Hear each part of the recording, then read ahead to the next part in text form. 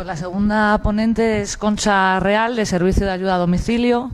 Ella es auxiliar sociosanitaria a domicilio y también es presidenta, portavoz de la Plataforma Estatal del Servicio de Ayuda a Domicilio. En una entrevista que hiciste en los momentos más duros del confinamiento, dijiste: somos esenciales, pero necesitamos ya derechos urgentes. El servicio de ayuda a domicilio es uno de los servicios, de los trabajos, igual que los trabajos domésticos, que durante la pandemia se han llamado esenciales y que sostienen la vida, ¿no? Y esa es la gran mano ingente, ¿no?, de mujeres precarizadas que hacen posible que se mantenga la vida dentro de los hogares.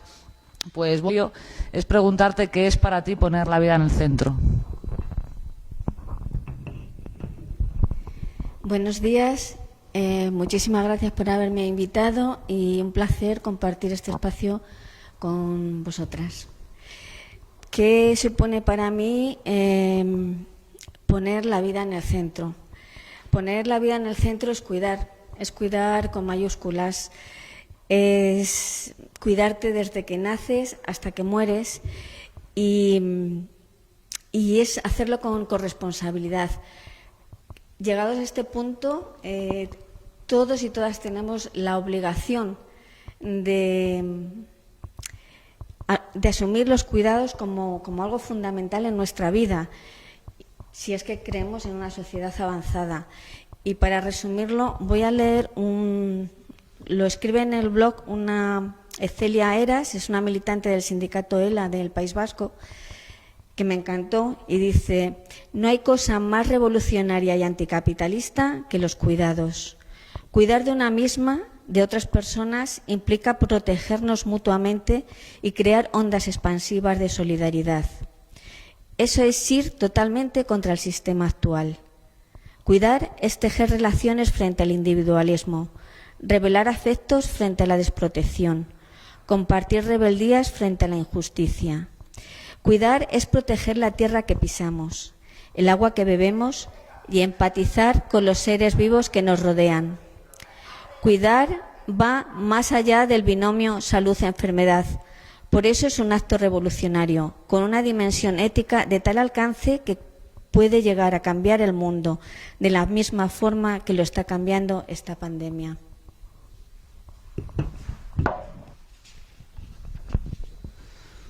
Muchas gracias, Concha. La siguiente pregunta es saber lo que piensas, si en la Comunidad de Madrid se cuida a quien cuida y en qué condiciones hacen que prestéis este servicio de ayuda a domicilio la Comunidad de Madrid con sus competencias. Bueno, pues sí, es verdad que la ayuda a domicilio es un servicio esencial, que ya lo era antes del COVID. De hecho, en la Comunidad de Madrid se presta a más de 85.000 usuarios y usuarias el servicio de las trabajadoras del cuidado, tanto como de los colectivos de servicio doméstico como cualquier sociosanitaria, es la invisibilidad. Nosotras no tenemos un centro de trabajo. ¿Qué supone no tener un centro de trabajo? Supone muchísimas cosas a niveles legales. Lo primero que supone es la invisibilidad. Miles de mujeres, más de 120.000 en toda España, todas las mañanas cogen su bolsa de trabajo y van de domicilio en domicilio, atravesando calles, cogiendo autobuses, cogiendo metros, y vuelven a su casa y nadie las ha visto. Nadie las ha visto. Nosotras denunciamos desde nuestra plataforma, y no lo denunciamos las limpiadoras de hospital, las reponedoras de los centros comerciales, por supuesto los sanitarios y sociosanitarios de geriatría, pero nadie ha nombrado a las auxiliares de ayuda a domicilio. Y hemos sido el único nexo que tenían miles de personas vulnerables, compañeras de geriatría. Sin embargo, se nos ha excluido de los reales decretos donde se decía que era un accidente laboral contagiarte por COVID. Nosotras eso no lo hemos tenido, y además es que se nos ha excluido, porque si somos personal sociosanitario no entendemos por qué no estamos dentro. O somos o no somos. Si somos esenciales y porque somos sociosanitarias, no entendemos por qué se nos excluye. Esa es una de las formas que más nos ha dolido que desde el Gobierno se nos haya hecho esa nulidad. O sea, el colectivo de cuidado es un colectivo de mujeres y por eso no importamos. O sea, es que da igual. Da igual en el ámbito que tú trabajes, siempre que sea de cuidados. Como eres mujer, ¿a quién le importa? A ver, durante el confinamiento hemos trabajado sin protección. Hemos trabajado con personas que tenían COVID o lo tenía un conviviente, un hijo, su mujer, uno de ellos. En los domicilios no hay puntos limpios. Yo cuando veía cómo se cambiaban, y además las empresas te mandan esos protocolos tan maravillosos que no sirven para nada, para cómo te tenías que cambiar, pero tú qué le dices a una persona que está con movilidad reducida, que te ayude a ponerte una bata desechable y que te ayude a quitarla. No hay puntos limpios. En la Comunidad de Madrid el protocolo dijo que en cada domicilio sin COVID, había que llevar una bata limpia, los guantes correspondientes, la mascarilla correspondiente, la pantalla correspondiente, la bata desechable correspondiente, y cada vez que terminabas ese domicilio lo tenías que guardar en una bolsa y tirar. Eso es los mundos de Yupi. Eso no ha existido. Los famosos kits de COVID, que se los daban a las compañeras que tenían enfermos de COVID, eran tu bata, que ya te preocupabas tú de lavarla todos los días o ponerte la más vieja del mundo para poderla utilizar. Las mascarillas que recibimos de ONGs, como por ejemplo mascarillas de Solidarias de Murcia, que fueron las primeras que recibimos, por lo menos en mi centro de trabajo. Las pantallas también fue una donación. Todo fue donaciones, porque las empresas lo que nos decían es que no había EPIs. No había EPIs. Y en el kit, además de las mascarillas, que ya cuando las hubo nos daban una FFP2 para siempre, por favor, cuidarla bien. Un bolseador con agua diluida, o sea, con lejía diluida en agua y pulverizar.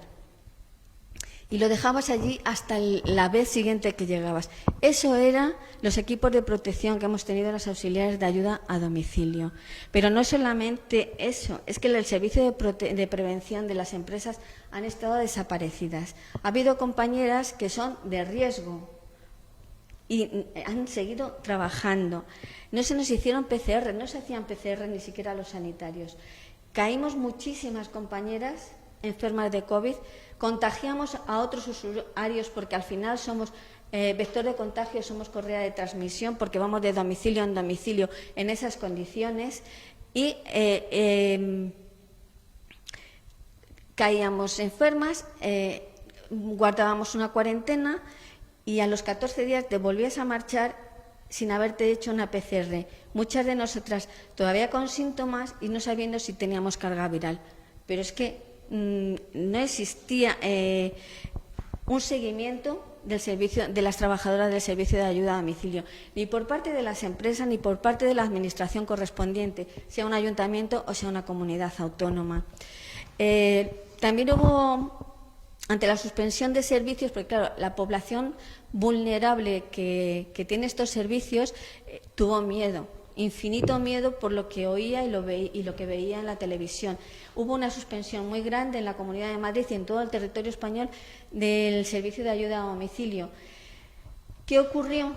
Pues ocurrió un poco como lo ha dicho Constanza, la compañera. Hubo muchas compañeras que les dieron vacaciones. Las empresas se hicieron servicios mínimos en el Ayuntamiento de Madrid, en la Comunidad de Madrid se hicieron servicios mínimos que se paliaron mucho por las vacaciones y había un criterio único. No había un criterio único de dependencia de la CAM. Incluso la misma empresa tenía criterios distintos. ¿Cómo estamos ahora actualmente? Porque seguimos en pandemia, seguimos en situación de crisis sanitaria, pues estamos igual o peor. Porque no se ha puesto nadie las pilas, ni las administraciones públicas ni las empresas. Mirar, las empresas, a mí, por ejemplo, me dan 10 mascarillas quirúrgicas para todo el mes. y 2 mascarillas reutilizables, lavables, pero que en el precinto no viene nada. No sé si son homologadas, si no son homologadas. A mí me dicen que puedo lavarlas 16 veces. Me lo tengo que creer o me las compro. Pero el problema es que mientras que en el confinamiento los usuarios con los que trabajábamos no tenían contacto con el exterior y el exterior éramos nosotras, ahora entran y salen y acuden familiares que no son convivientes. Pero además, como es un sitio privado, que es el domicilio, ante esa privacidad todo vale. Llega la nieta con el novio, sin mascarilla, abraza a la abuela, al abuelo, llega el hijo, la hija, se pone a fumar, tú estás trabajando allí entra y sale todo el mundo. Porque igual nosotros respetamos un protocolo de actuación ante la crisis sanitaria, pero parece ser que en el domicilio privado, cuando tú tienes una trabajadora, como esa es tu casa, pero no es una empresa, no es un taller, no es una tienda, el que vive allí no tiene por qué respetar esas medidas sanitarias. Te pasas el día diciéndole que te tienes que poner la mascarilla. Yo entiendo que trabajamos con población muy vulnerable, población pues con mucha demencia, con mucha depresión, bueno, que respetan eso. Y una de las cosas que sí que hemos observado y que nos preocupa mucho, y voy a ser muy gráfica, una usuaria con un poder adquisitivo muy bajito, porque por desgracia los usuarios del SAT no suelen ser personas con un poder adquisitivo alto, me dijo: yo estoy obligada a llevar la mascarilla, pero no estoy obligada a comprarla. Observamos que se pone una mascarilla quirúrgica que dura 4 horas interminablemente. O la mascarilla que le regalaron en la farmacia la llevan hasta que está renegrida, que le tienes que decir, pero ¿desde cuándo llevas esa mascarilla? Ellos no se protegen. Es una falacia lo de la mascarilla, si la mascarilla no se hace en condiciones. Un poco porque os hagáis idea de lo que se vive en esas situaciones de población en situación de vulnerabilidad. Y ante una nueva suspensión del servicio, porque puede haberlo, porque empiezan a tener otra vez miedo, las empresas en Madrid están amenazando con un ERTE. Eso hace que se precarice mucho más los trabajos, los contratos no se renueven y además las cláusulas que hay en los contratos, pues como no sabemos lo que ponen y las compañeras con tal de trabajar no se lo leen, pues estamos un poco no en la situación de semiesclavitud que están las compañeras de Constanza y Constanza, pero casi. Y bueno, podría extenderme muchísimo más, pero es que no sé, yo hablo y hablo y hablo. No, muchas gracias, Concha. Ya para terminar, la última pregunta es cuáles son vuestras reivindicaciones, pero sobre todo cuáles son las reivindicaciones ahora más urgentes para reconstruir, por así decirlo, en el marco de la Comunidad de Madrid. Bueno, pues me vais a permitir que haga un poco de historia del SAD, porque la gente habla del SAD, pero realmente ni sabe desde cuándo viene, y luego hilaré con las propuestas que creemos que se deben de hacer en la Comunidad de Madrid. Mira, yo la primera idea que tuve de lo que era un servicio de ayuda a domicilio fue en los años 80.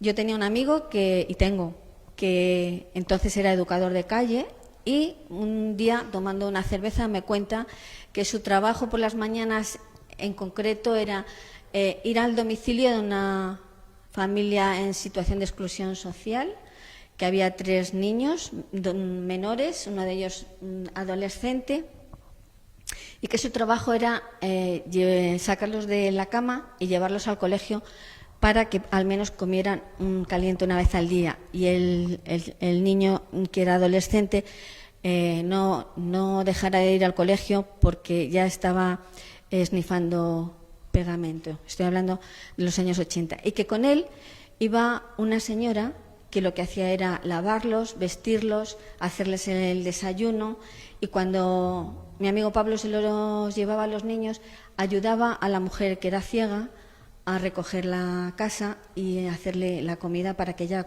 comiera, porque su compañero era una persona con adicciones y era una familia desestructurada totalmente. A mí aquello me impactó porque me pareció que era lo más altruista del mundo. Yo decía, es que eso no está pagado, eso no está pagado con nada.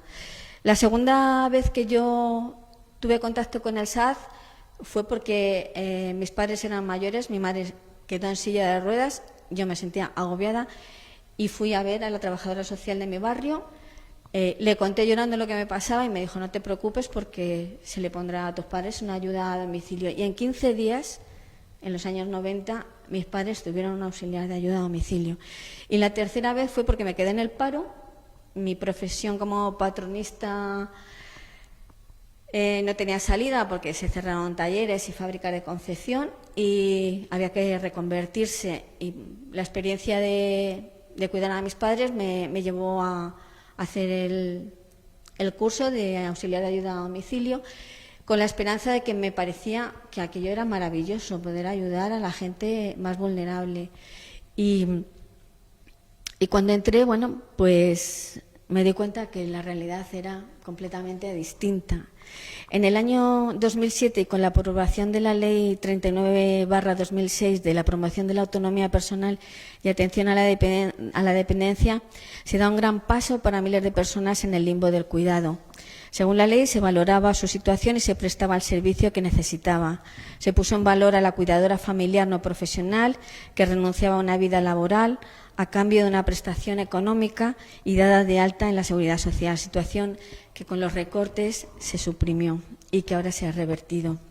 Es decir, a partir de que se establece la ley de dependencia, la famosa ley de dependencia, se profesionaliza a la cuidadora de ayuda a domicilio. Se aprovecha para favorecer la integración de las mujeres al mercado laboral. Muchas de ellas, entre ellas yo, con poca preparación académica, ven en este trabajo una salida y comienza la llegada masiva de mujeres de otros países, muchas de ellas con una titulación universitaria que aquí no tiene validez. Un servicio público como el SAD se externaliza en aquellos tiempos y grandes empresas se hacen con la mayoría de los contratos públicos. Las administraciones se desentienden y las empresas privadas gestionan un servicio público que nunca debió dejar de serlo. Es a partir de la crisis del 2008 cuando las cuidadoras profesionales nos enfrentamos a una realidad muy cruel y es la precariedad. Haciendo un repaso a nuestro sector, llegamos a la conclusión de que nosotras ya nacimos con precariedad. Es un sector relativamente joven, pues eso, 40 y pico años, que no ha crecido en derechos prácticamente salariales, que no ha crecido prácticamente en derechos. Cuidamos lo más valioso que tienen las personas que salen a trabajar y, sin embargo, parece que fuera nuestra obligación y ni siquiera reconocerlo. ¿A quién le importa? Bueno, somos mujeres con un trabajo invisible en los domicilios de las personas más vulnerables y muchas padeciendo la exposición a la doble jornada e incluso a 3 jornadas. Pero ¿a quién le importa nuestra situación? O atención sociosanitaria en domicilio o en instituciones, o a la habilitación y capacitación por experiencia laboral. Mientras que nosotras nos esforzamos, cuidado, porque yo he dicho antes que eran personas con baja cualificación, a lo mejor me refería a que no había titulaciones a cursos y bueno, mientras que SACIR Social, 30 años apenas, la ley de dependencia funciona. O sea, lo ha dicho Constanza, lo dice esta señora que he nombrado al principio. El servicio de ayuda a domicilio tiene que dejar de estar privatizado, se debe de gestionar desde los ayuntamientos porque es la administración más cercana al ciudadano. Yo cuando necesité ayuda fui a a mi ayuntamiento, no fui a ningún estamento mucho más alto. Y además creemos que el servicio de ayuda a domicilio se tiene que dignificar y solo va a ser de una manera. El servicio de ayuda a domicilio tiene que ser un servicio multidisciplinar. Siempre vamos a defender eso. La vida en el centro, la persona vulnerable en el centro. ¿Y alrededor quién?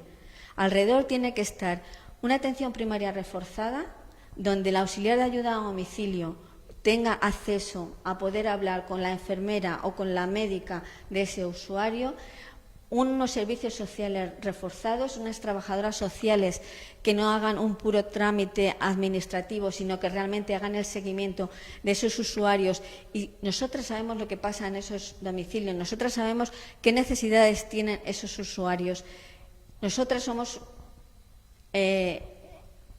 vemos la realidad que hay y sabemos cuándo necesitan más horas, cuándo necesitan menos horas. No se puede dejar en manos de una empresa que lo que quiere es facturar horas. Es que al final las empresas lo que quieren es facturar horas. Y también pensamos que tiene que ser en contacto directo con la familia. Ahora mismo nosotros tenemos prohibido el tener contacto con la familia. Si coincide que durante el servicio aparece algún familiar, pues vale, pero si no, es a través de la coordinadora los mensajes que va hacia la familia.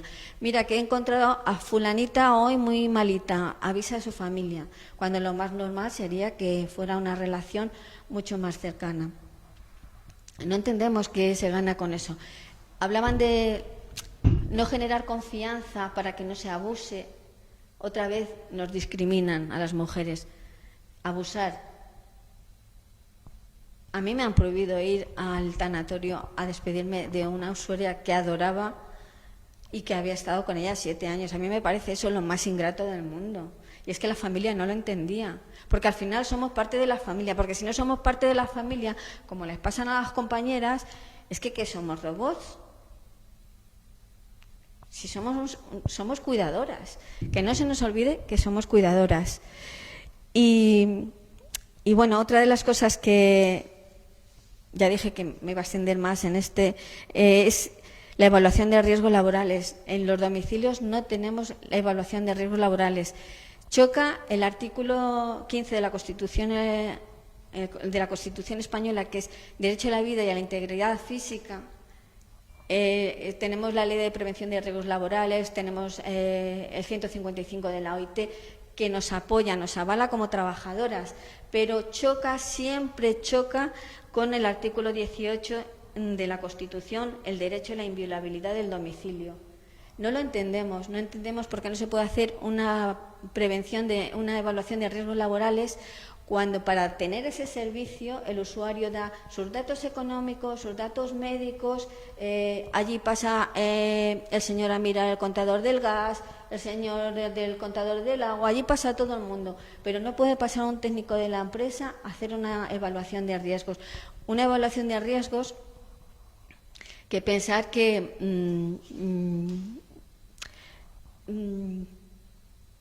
no solamente favorece a la trabajadora, sino también a la persona usuaria, porque nosotros trabajamos en domicilios muy deteriorados, con humedades, con parásitos en algunas ocasiones, llenos de muebles, llenos de alfombras, con bañeras imposibles. Nosotros no podemos hacer un trabajo en condiciones. A diferencia del trabajo en residencias, en instituciones, es que ahí está todo adaptado, pero nosotros lo tenemos que adaptar para no hacernos daño.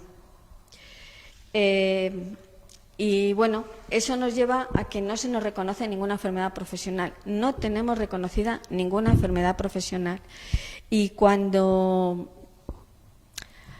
vamos a las mutuas, bueno, hay que decir que la siniestralidad laboral es tan elevada que, según las organizaciones sindicales, es de un 74%. Hemos acudido a la consulta de la mutua por causa de una patología derivada del trabajo, pero no se nos reconoce como tal y se nos dice que es por nuestra condición de mujer. Otra vez volvemos a darnos con un machismo que no entendemos y que nos infravalora, no solo ya como mujeres, sino como seres humanos.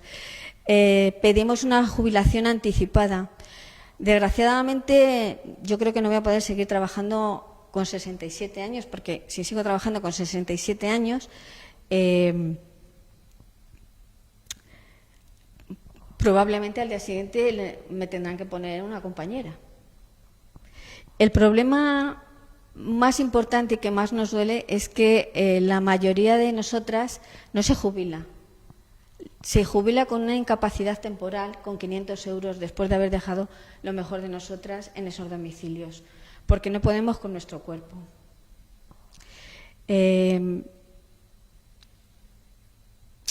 Mirar, nos ha dolido mucho el que nos hayan excluido como personal sociosanitario y se nos diga que somos de bajo riesgo.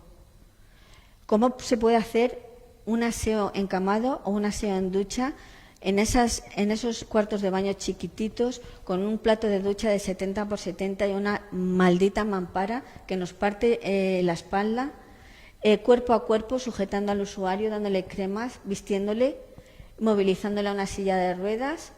Nos dicen que somos de bajo riesgo.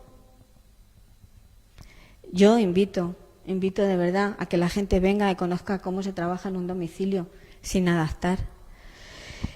Y también pedimos, y lo más importante, que la Ley 39/2006 de promoción de la autonomía personal y atención a la dependencia, como cuarto pilar del estado del bienestar, debe ser pública, debe ser universal, debe ser eficiente y debe ser de calidad. Y hablando un poco con perspectiva de género, salir de la precariedad y dejar de estar mal,